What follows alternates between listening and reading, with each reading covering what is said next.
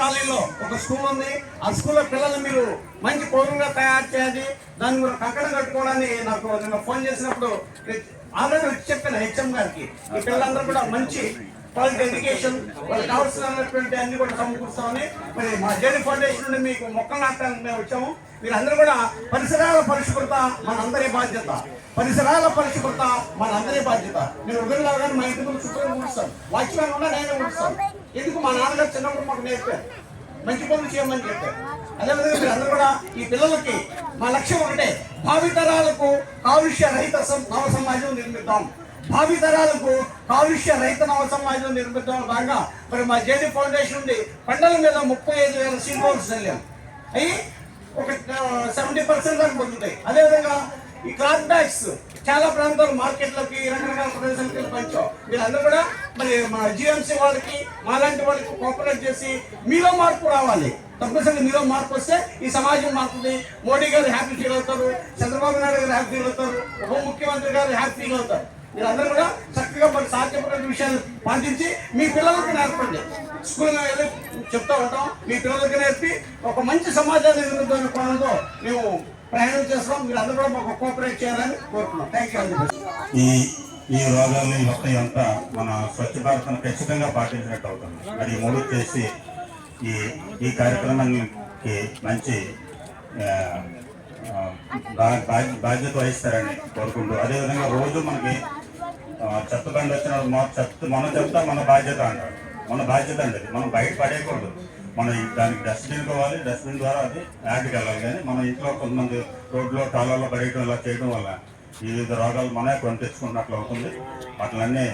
వాటికి అలా జరగకుండా మనకి జీవన్సీ వారు ఇటువంటి కార్యక్రమాలు నిర్వహిస్తున్నారు. వారికి ప్రత్యేకంగా ధన్యవాదాలు తెలియజేస్తాం. మేము కూడా విశాఖపట్నంలో సుమారు ఈ క్లాత్ బ్యాగ్స్ 60,000 బ్యాగులు పంపిణీ చేయడం జరిగింది. అదేవిధంగా 75 ప్రాంతాల్లో స్వచ్ఛ భారత్ చేయడం జరిగింది. పిల్లల్ని టార్గెట్ చేస్తూ వాళ్ళని భవిష్యత్తు బాగుండాలని చెప్పి స్కూల్లో పొలం పడేది కిచెన్ గార్డెన్ చేయడం జరిగింది. అదేవిధంగా సీడ్ బాల్స్ కూడా తయారు చేసి వాళ్ళ కొండ మీద విసర్జించడం, మొక్కలు నాటడం కార్యక్రమం తయారు చేస్తున్నాం. మరి భవిష్యత్తులో కూడా జీవీఎంసీ తోటి కోఆర్డినేట్ చేసుకుంటూ పలు కార్యక్రమాలు చేస్తామని ఈ సందర్భంగా తెలియజేసుకుంటాం. రీసెంట్గా మాకు మొక్కలు కూడా ఇవ్వడం జరిగింది. హార్టికల్చర్ డిపార్ట్మెంట్ ఎక్కడ వచ్చారు, ధన్యవాదాలండి. వారు ఇచ్చిన మొక్కలన్నీ మేము ఇంచుమించు 2 వారాల్లో వేస్తాం సార్. మళ్ళీ అవసరం ఉంది, మళ్ళీ పెట్టండి, ఇస్తారని కోరుకుంటూ సెలవు తీసుకున్నాం. ధన్యవాదాలు. Thank you. కొనుక్కోయి దానిలో అన్ని క్రిములన్నీ చేరిన తర్వాత ఆ క్రిములు పట్టుకొచ్చి మళ్ళీ మన ఇంట్లో పెట్టిన తర్వాత మనం ఆహారం తిని అందువల్ల మనకి అనారోగ్యం కలుగుతుంది.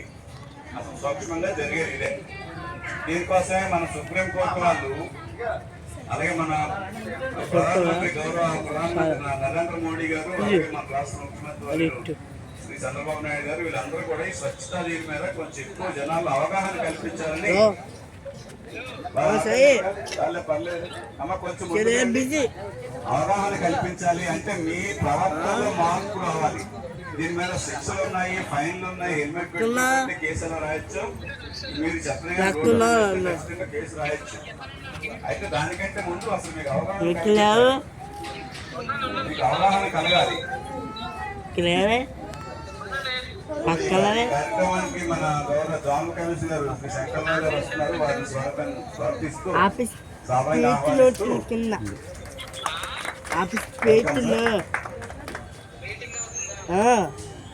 సో మనకి జనాభా కలగాలి.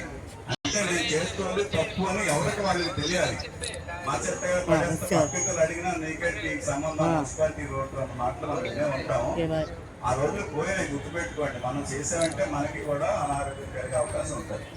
సో ఎవరి కోసం కాదు, పక్కింటి బాధపడుతుందని కాకుండా మన ఆరోగ్యం కోసం, మన పిల్లల ఆరోగ్యం కోసం